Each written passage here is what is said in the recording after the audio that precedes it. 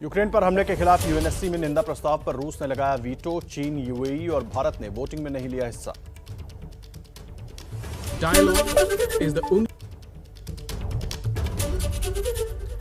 UNSC में रूस के खिलाफ प्रस्ताव पर अमेरिका, ब्रिटेन और फ्रांस समेत 11 देशों ने जताई सहमति। भारत, चीन और यूएई ने नहीं की वोटिंग।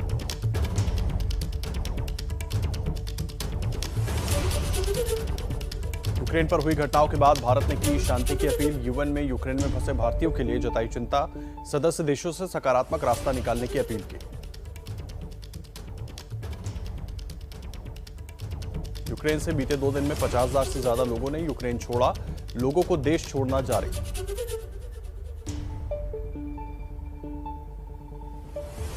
यूक्रेन की राजधानी कीव में रूसी सेना सरकारी इलाकों में भारी गोलाबारी कर रही है। रूस का दावा, सरेंडर कर रहे हैं यूक्रेन के सैनिक।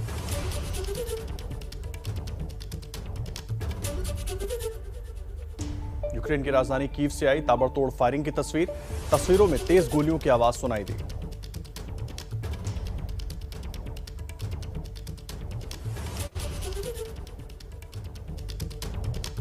यूक्रेन से आई दिल दहला देने वाली तस्वीर। रूस की बख्तरबंद गाड़ी ने एक आम नागरिक की गाड़ी को मारी टक्कर। गाड़ी में बुरी तरह फंसा ड्राइवर। यूक्रेन मीडिया ने वीडियो पोस्ट किया।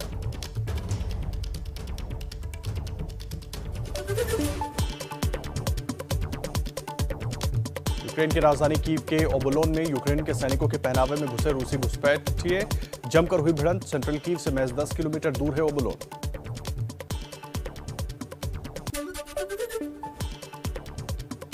रूसी हमले को देखते हुए यूक्रेन ने अपने जरूरी दस्तावेज जलाए। कीव से सटे ओबोलोन में हमले के बाद यूक्रेनी सेना ने की कार्रवाई।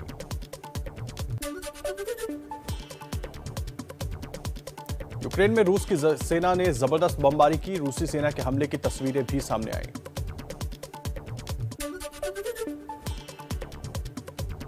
रूस ने यूक्रेन के 118 सैन्य ठिकाने तबाह किए। 7 रॉकेट सिस्टम, 18 टैंक और 41 बख्तरबंद गाड़ियां भी तबाह। 33 यूक्रेनी नागरिकों की मौत।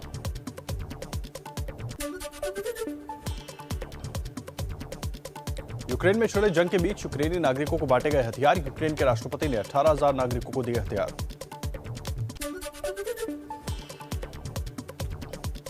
यूक्रेन से आया पिता और बेटी का भावुक करने वाला वीडियो। सुरक्षा के लिए बेटी को भेजा विदेश तो खुद देश सेवा के लिए यूक्रेन में रुके। सोशल मीडिया पर वीडियो वायरल।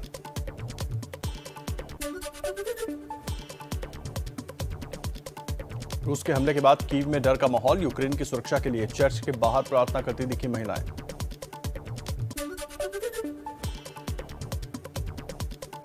यूक्रेन के खेरसोन पर रूस का कब्जा। रूसी सैनिकों ने खेरसोन के प्रशासनिक इमारत पर रूसी झंडा लहराया। यूक्रेन संकट को लेकर आज पीएम मोदी की अध्यक्षता में सुरक्षा मामलों पर कैबिनेट समिति की बैठक। दोपहर 12 बजे होगी बैठक। एयर इंडिया के 2 विमान पहुंच रहे रोमानिया की राजधानी बुखारेस्ट। यूक्रेन में फंसे भारतीयों को लाया जाएगा स्वदेश। यूक्रेन में 20,000 से ज्यादा भारतीय फंसे हैं। पीएम मोदी आज आम बजट में स्वास्थ्य क्षेत्र के प्रावधानों पर वेबिनार को करेंगे संबोधित। सुबह 10 बजे आयुष्मान भारत डिजिटल है, ई संजीवनी और टेली मेडिकल हेल्थ कार्यक्रम पर होगी चर्चा। आज श्रीनगर में पीटीपी अध्यक्ष महबूबा मुफ्ती के घर पर दोपहर 1 बजे होगी गुपकार की बैठक। प्रदेश के राजनीति हालात, परिसीमन आयोग के प्रस्ताव और चुनाव पर होगी चर्चा। कांग्रेस सांसद राहुल गांधी आज गुजरात के द्वारका जाएंगे। कांग्रेस के चिंतन शिविर में होंगे शामिल। द्वारकाधीश मंदिर में करेंगे दर्शन। अहमदाबाद में आज सेना प्रमुख जनरल नरवणे एरोस्पेस क्षेत्र में डिजाइन वीक का करेंगे उद्घाटन। कर्णावती विश्वविद्यालय में आयोजित होगा कार्यक्रम। कुछ और अहम खबरें देख लेते हैं फटाफट अंदाज में ही।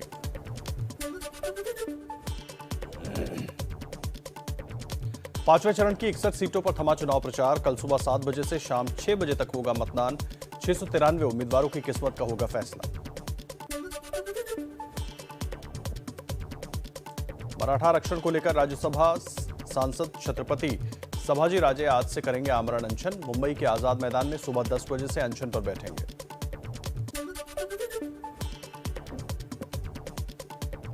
आज दिल्ली विश्वविद्यालय के 98वें दीक्षांत समारोह में शामिल होंगे रक्षा मंत्री Rajnath Singh. DU sports complex में छात्रों को मिलेगी डिग्री।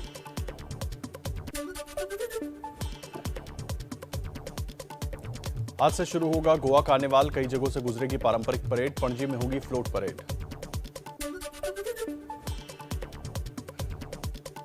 यूपी चुनाव के छठे चरण का चुनाव प्रचार आज। बीजेपी अध्यक्ष जेपी नड्डा की कुशीनगर, संत कबीरनगर और गोरखपुर जिले में जनसभाएं। छठे चरण के चुनाव प्रचार में आज सीएम योगी आदित्यनाथ अंबेडकर नगर, बलिया, कुशीनगर और गोरखपुर के चुनावी दौरे पर रहेंगे। एसपी अध्यक्ष अखिलेश यादव बलरामपुर, सिद्धार्थनगर, महाराजगंज और गोरखपुर में करेंगे दौरा। चुनाव प्रचार में फूकेंगे जान। आज योगी के गढ़ में मायावती दोपहर 2 बजे बीएसपी सुप्रीमो गोरखपुर में चुनावी जनसभा को करेंगी संबोधित। कांग्रेस महासचिव प्रियंका गांधी आज यूपी के महाराजगंज में करेंगी चुनावी रैलियां। 3 जनसभाओं के बाद शाम 4 बजे करेंगी door to door campaign.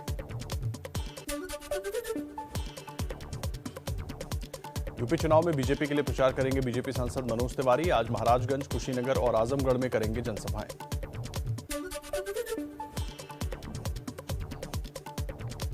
Odisha panchayat चुनाव के बाद स्ट्रांग रूम की निगरानी में जुटे बीजेपी कार्यकर्ता। बनाया 20 मीटर ऊंचा बांस का वॉच टावर। मतपेटियों से छेड़छाड़ की आशंका।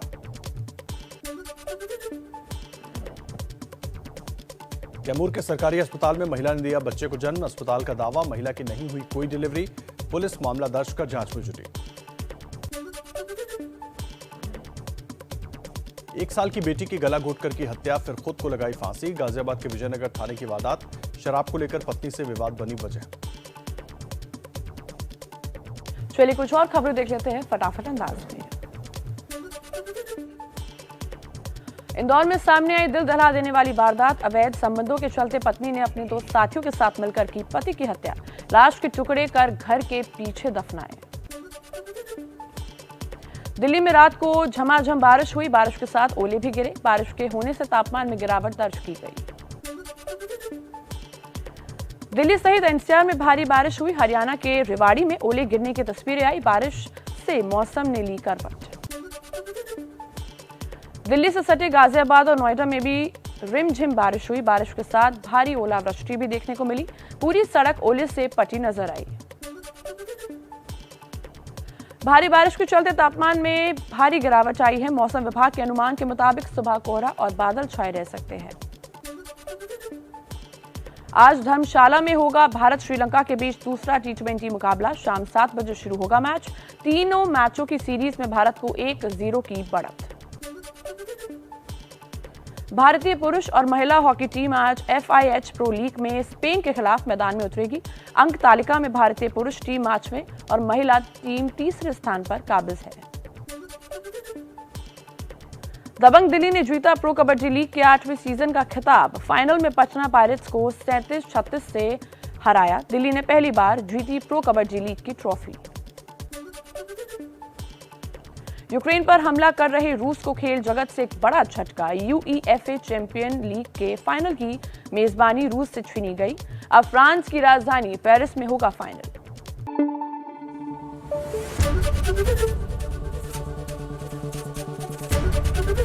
ABP न्यूज आपको रखे आगे।